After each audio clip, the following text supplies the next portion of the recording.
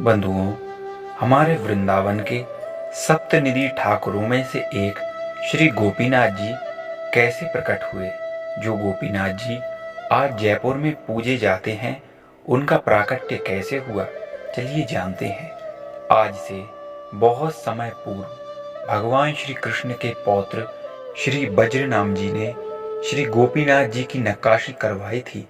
कथाओं के अनुसार बज्रनाम ने परीक्षित की माता उत्तरा द्वारा दिए गए श्री कृष्ण के रूप वर्णन के आधार पर 3 विग्रहों की नक्काशी करवाई थी। इस विग्रह की एक विशेषता यह है कि यह भगवान श्री कृष्ण के मनमोहक धड़ से अद्भुत समानता रखता है। श्री गोपीनाथ जी जो नाभि से लेकर उनकी गर्दन तक फैला हुआ उनका धड़ है, ऐसा माना जाता है कि यदि कोई उनके इस धड़ के दर्शन कर ले तो उसे ऐसा समझना चाहिए कि उसने श्री श्याम सुंदर श्री कृष्ण के दर्शन कर लिए हैं। वैष्णव भक्तों के लिए ऐसा माना गया है कि यदि कोई व्यक्ति एक ही दिन सूर्यास्त से पहले तीनों विग्रहों श्री मदन मोहन, श्री गोपीनाथ और श्री गोविंद देव के दर्शन कर लेता है तो उसे भगवान श्री कृष्ण के दर्शन का पावन आशीर्वाद प्राप्त होता है। ऐसा दुर्लभ अवसर भक्तों की दृष्टि में एक महान आध्यात्मिक वरदान माना जाता है। भगवान के पौत्र श्री बज्रनाम जी ने परीक्षित की माता उत्तरा द्वारा दिए गए वर्णन से इन्हें श्री विश्वकर्मा जी द्वारा बनवाया था, परंतु ये गोपीनाथ जी का मूल विग्रह बहुत समय तक लुप्त रहा। भगवान श्री कृष्ण के एक महान भक्त हुए परमानंद भट्टाचार्य। परमानंद भट्टाचार्य जी ने ही श्री गोपीनाथ जी को पुनः खोज निकाला था। एक दिन गोपीनाथ जी श्री परमानंद जी के सपने में प्रकट हुए और उनसे कहा, तुम्हें वंशी बट के वृक्ष के नीचे मेरा सुंदर रूप मिलेगा। तब श्री परमानंद भट्टाचार्य वहां गए और उन्हें श्री गोपीनाथ जी के दर्शन हुए।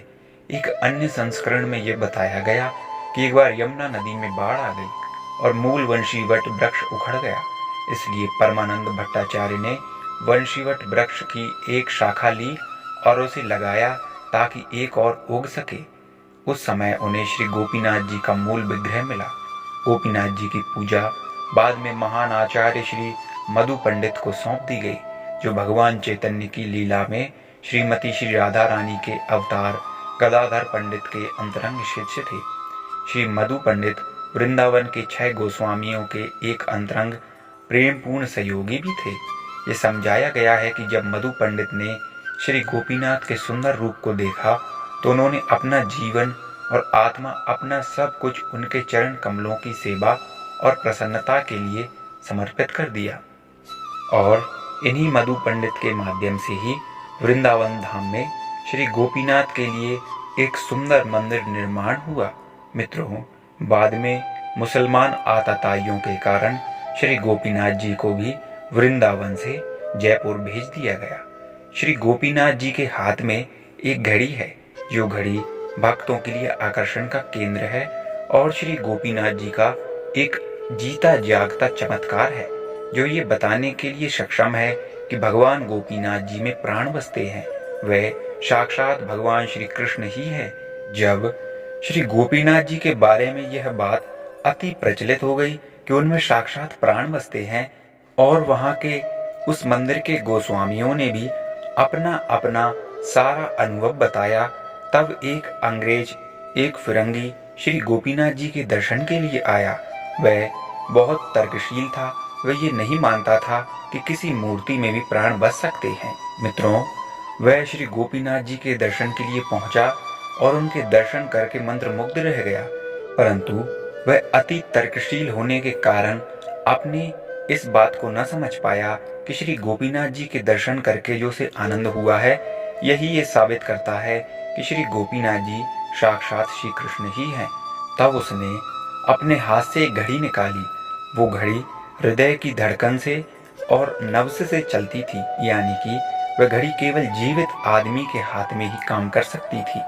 तब उसने वह घड़ी एक चुनौती देते हुए श्री गोपीनाथ जी को पहनवाई। तब जो उसने देखा कि वह घड़ी तो काम कर रही है, जो केवल एक जीवित मनुष्य के हाथ में काम कर सकती थी, वह श्री गोपीनाथ जी के हाथ में भी काम कर रही है। तब उसे यकीन हुआ कि भगवान गोपीनाथ जी साक्षात श्री कृष्ण ही हैं, उनमें साक्षात प्राण बसते हैं। मित्रों, वह घड़ी आज भी भगवान गोपीनाथ जी पहने हुए हैं। जब भी आप उनकी तस्वीर या फिर उनके दर्शन के लिए जावें तो ध्यान से देखें कि उनके हाथ में वह घड़ी आज भी वे धारण किए हुए हैं। यही चमत्कार है श्री गोपीनाथ जी का। मित्रों, इस प्रकार श्री गोपीनाथ जी प्रकट भये और ये उनकी लीलाओं में एक ऐसी लीला है जो ये बताने के लिए सक्षम है कि भगवान गोपीनाथ जी में साक्षात प्राण बसते हैं। उनका दर्शन कर लेना मतलब भगवान श्री कृष्ण का दर्शन कर लेना।